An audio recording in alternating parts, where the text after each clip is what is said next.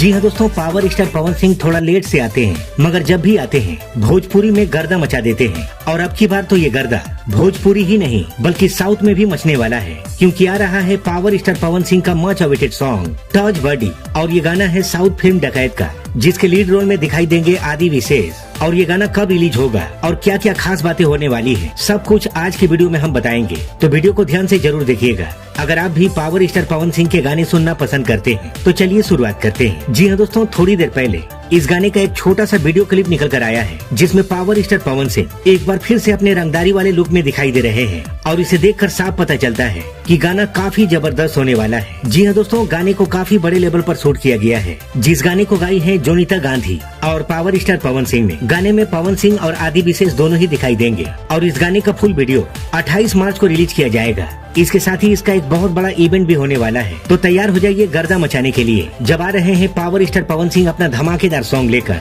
28 मार्च को Soni music India channel पर। और आप लोग इस गाने का इंतजार कितना कर रहे हैं हमें कमेंट करके जरूर बताइएगा। इसके साथ ही दोस्तों, पावर स्टार पवन सिंह के बहुत सारे गाने शूट हुए हैं, जो बैक टू बैक करके आप सभी के बीच में रिलीज किए जाएंगे। और उनका नया गाना करब ना गुलामी, ये भी काफी अच्छा परफॉर्म कर रहा है। तो फिलहाल के लिए बस इतना ही, मिलते हैं अगली वीडियो में, तब तक के लिए जय हिंद, जय भोजपुरी।